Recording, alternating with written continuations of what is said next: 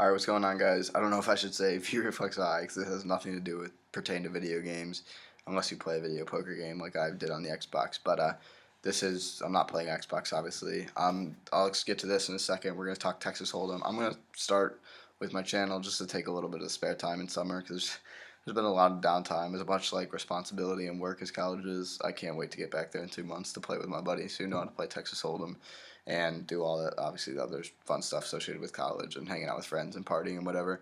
So I'm just trying to pass some time. My channel is going to direct a little bit towards, I'm going to do very basic, at least to start out. For this episode, I'm going to do the top 10 starting hands in Texas Hold'em. I'll show all these close up. They go in this order, by the way. This is number 1 through 5, 6 through 10. 6 through 10 is down here. I'll get to all that in a sec. But I'm just going to kind of start out with this. I don't claim to be a poker pro or anything. I play with my hallmates for about 3 months. I've been playing like seriously and trying to learn all the probability and statistics. I've always been a big numbers guy and a luck factor guy and a weighing the odds kind of guy. So I kind of played this game for a little bit and started really liking it. So I started to get serious into it. But I probably, you could say, scam my hallmates for about 120 bucks. We played maybe 2 or 3 times a week at night for like $10 overall winner pots. I won about 130 off them. They weren't very good. They didn't really know what they were doing. Some of them were decent, but and then just about a month ago, one of my buddies' dad kind of runs like an underground gambling thing. Nothing big money. It was small pots and whatever. But I entered like a 15 ground no limit Texas or $15 no limit Texas Hold'em tournament and ended up coming first place out of like 34 players, and I took home like 320 some dollars. So, and again, I'm obviously only 19. I'm not legally allowed to gamble, but it's a small amount of money, whatever. Um, so this episode, I'm gonna teach basic tricks. This, if you guys might not already know, you guys might be decent Hold'em players. You know what premium hands are. These are all premium hands right here in Texas Hold'em. By the way, there's 2 decks here, so if you get confused, you see an ace of spades here and an ace of spades here, it's because I use 2 decks so I can get all the hands out here in front of you at once. But nothing is harder in Texas Hold'em to play and read your opponents than some player who doesn't know how to play at all, who doesn't know, if this hand's good, this hand's bad, because they throw chips in and bet 50 or 100 or a lot of money, even if they have nothing. You can't tell if they're ever bluffing or if they're serious, which, yeah, you guys would say to me, like, oh, why don't you always play like that? Like, yeah, it's good to mix up your play and, bluff and put money in with hands that aren't so great so people know you're not super tight and are only playing these premium hands that are really good starting hands. But you got to generally have a general knowledge of the game and know what hands you have better odds to take down the pot with pre-flop and post-flop. So I just want to give, I don't think I'll come across anybody, I'll personally play in Texas Hold'em, anybody who watches this video, but just for anybody who does, if you ever play with friends or whatever, maybe if they see it, or if you just get a general knowledge of the game so you're not playing like that guy who just throws in all his money, with 2-7 offsuit, which is the worst mathematical starting hand in Texas Hold'em. So everybody has a general knowledge, so your Texas Hold'em games can be a little more skill and knowledge and less luck. Okay, so here we go. Top 10, in my opinion, starting hands. These are pretty much accurate with what the pros would say or good players. This one's undisputed. Pocket aces are the best starting hand in the game. There's no better hand, no overpair that can be to your board. You can put all your chips in. You would always want to raise and try and get people out of the pot with this hand. This is the best starting hand in Texas Hold'em. At minimum, if you get all your money in pre-flop, you're a 4-1 favorite with pocket aces. You're an 80%. You'll win the hand 4 out of 5 times. Maximum, you could be like 95-5. It's good odds. Even a hand, say you're against maybe ace king suited.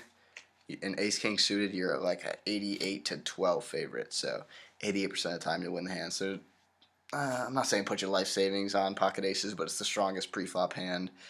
So if you want to go in for all your money for $2 or $3, whatever you play for, there's definitely no arguing that being a good move, because no hand that your opponent could be holding and is going all in with is better than what you have. So pocket aces are the best hand in Texas Hold'em. Pocket kings are the second best hand. You'll see all these first 4 are all pocket pairs, pocket queens, and pocket jacks. You guys might think, oh, it's only a pair. How's it that good? A pair is not good. Like, if 9 people are playing at the table, and at the end of the 5-card board, all you have is a pair of sixes. Yeah, it's probably not going to win the hand. There's 8 other players. But when you know you have a pair locked up before the flop, a pair is hard to land in Texas Hold'em, especially if you get all your money in one-on-one. Say he has like king queen, even if he hits a king, you're still up. He has a pair of kings with a queen kicker. You have a pair of aces with whatever the kicker is on the board. Like, you're a huge favorite against almost any hand. The pairs might not seem that good because usually to win a hand in 9 players post flop or towards the end of the hand, you need something like three of a kind or a straight or a flush even, or maybe even full house. It takes a lot to beat 8 other players, to be the number one. You got to win the whole pie. You got to have the best hand out of 8 players. So it takes more than that. But when you know you have this, there's no better odds, nothing they could have that puts them at a better advantage to get all their money in and try and take all their money from them. So pocket kings, again, the only hand you're a major dog to, obviously, is pocket aces. If you ever get dealt that, it's called the Texas Hold'em Nightmare. It's not your fault. You should almost never fold this. There's maybe one player in the world I know who's super tight, and if he was 4-bet or 5-betting me all in, I might fold pocket kings. So I might think he has pocket aces. But even against the second best hand that it could be against ace king, you're like a 9-1 or 9-1 favorite. So you definitely want to get all your money in with pocket kings. No one can ever blame you if you call and that guy's got pocket aces. That's just unlucky. Um, Pocket queens are the third best hand in Texas Hold'em. Excuse the voice crack. Um, Pocket queens are the third highest pair possible. Again, you can, when you're going all, it's not bad to go all in against one person. It depends. I'll get the terms 3-bet, like 4-bet and 5-bet out there. They sound complex and complicated maybe, but it's really not. The initial like blinds that go around, hopefully you all know that. That's just the first bet that's out there. If somebody raises the pot, that's called a 2-bet. If somebody re-raises that bet, so say 10 is the blind, say this is 10, and somebody raises it 10. They call and then they raise 10. That's a 2-bet. Then somebody comes along and says, say this is 50. So oranges are 10, reds are 50. They say re-raise. They bet 50, so now the overall pot's 50. That's called a 3-bet. So people will start going out. Eventually it'll get down to between like 1-on-1 or maybe 2 or 3 players left. And if somebody's 4-bet raising you, 5-bet raising you, that's when they're going to be in the range of these hands if they know what they're doing. They're not going to be re-raising and re-raising unless they have a very, very strong hand. So that's just the terms of like 4-bet, 5-bet. If someone were to re-raise this 3-bet of 50, they put in another 50, they re-raise 100 total. That's a 4-bet, and so on. So again, you don't want to fold any of these really unless you know a really tight player who is 4-bet or 5-betting you, maybe even a 6-bet if you somehow get to that. Let's see here, on to the fourth highest here, pocket jacks. Alright, so pocket jacks I think are the fourth best starting hand in the game. Some people put ace king suited above it. I like pocket pairs. I value pocket pairs a little more than other players if you play them right, because they kind of play themselves. If you're kind of re-raising pre-flop and you get all the money in, most of the time your jacks or queens or kings or aces are going to be good. Jacks and queens are an in-between spot. Queens are usually not a sure bet, but those are a good set percentage. You have the best hand. Jacks and tens are where it gets kind of iffy. But if you play them right, if you raise all the money pre-flop against somebody, even if they have ace-king, you still have a slight favor. Pocket jacks versus ace-king is about a 45. Ace-king has about a 45% chance to win the hand. So you're barely a favorite, but technically, money-wise, if you get equal money in the long run, you'll win that hand 55 out of 100 times, which will be profitable in the long run. So I think pocket jacks are a little better than ace-king if you play them right pre-flop. And they're usually a hand that you have to go all in with, especially if you're short stacked. For those of you who don't know, if you're short stacked, I know I said basic. I'm trying to not throw in too many terms, but short stack just means like if you're in a tournament or a cash game, and you have the least amount of chips amongst everybody on the table. So say everybody else stack is something like this, right there, and then you're sitting there like this. You're the short stack of the table. You don't got many chips, so you kind of usually have to shove all in when you get a premium sort of hand like pocket jacks or maybe ace jack, pocket tens, whatever. So short stack just means you have very minimal chips, the least on the table, and you don't have many options. It's not like you can bet or call the blind and then bet 40 and then bet 100. It's usually not how it goes. Usually short stacks just want to get all their money in and kind of let the cards play themselves, assuming they have a decent hand. But so if you play the pocket pair, the pocket jacks right, it's hard to play post flop because about 50% of the time there's going to be an overcard to your jacks. There's going to be one queen, one king, or one ace 50% of the time. And if you're in a 3-bet, 4-bet war with a guy, you'll never know if he has ace queen, ace king. He could have king queen. You'll never know, if one of those cards match him. If a queen comes off, you could have ace queen very easily. So it's a difficult hand to play post flop because if he bets out and there's a king on the board, you're like he very well could have ace king. He called off. He's calling half a stack pre-flop to see a flop.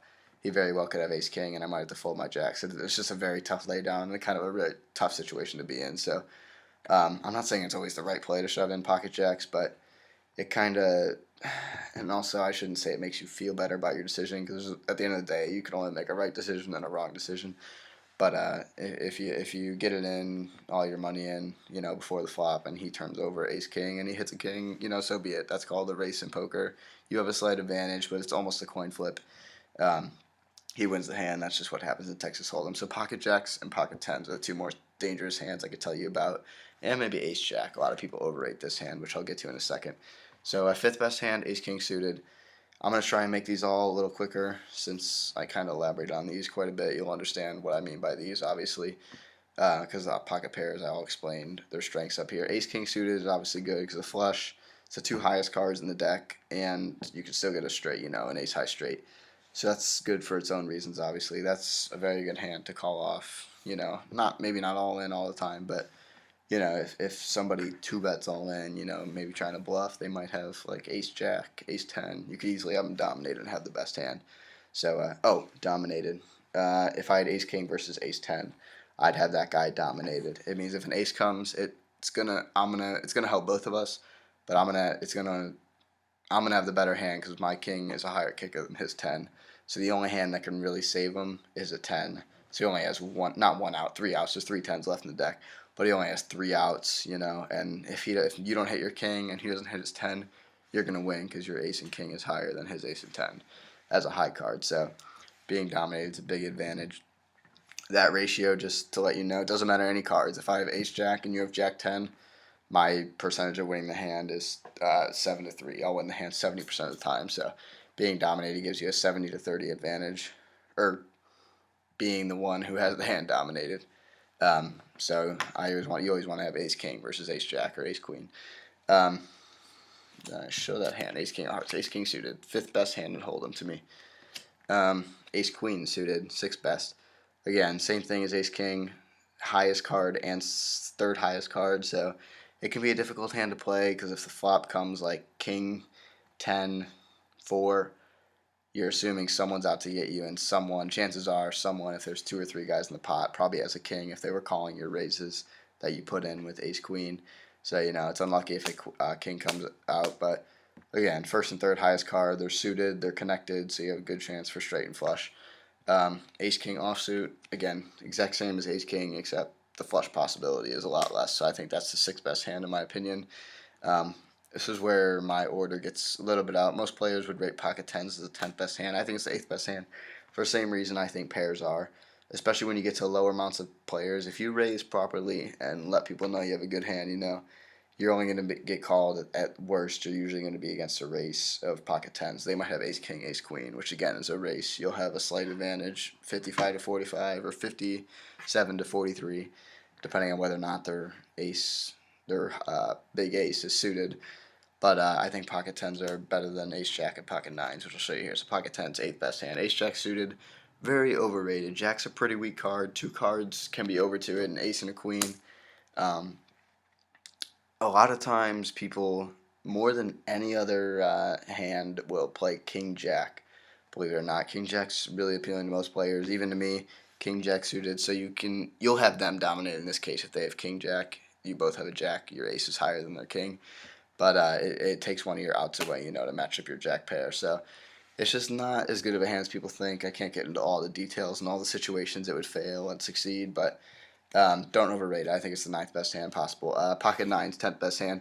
Again, this is one of those hands that, especially if you're short stack, and you get pocket nines or better, I think it's a no-brain shove. Even if people know they have pocket nines and they see you have ace king, if you're short stack, you need to take a risk. You need to have a race at some point or another to try and double up. Double up just means take someone's stack and double your money. Like I have 120, this is 50, and these are all 10. So 1, 2, 3, 4, 5, 6, 7. So 120, I go all in. Someone matches my 120, I take theirs. I'm now doubled up to 240. it's just it's a no-brainer shove. You just gotta kind of overcome a race. Some people have 5, 6 times as many chips as you. At some point, you gotta take a 50-50 shot, which is pretty much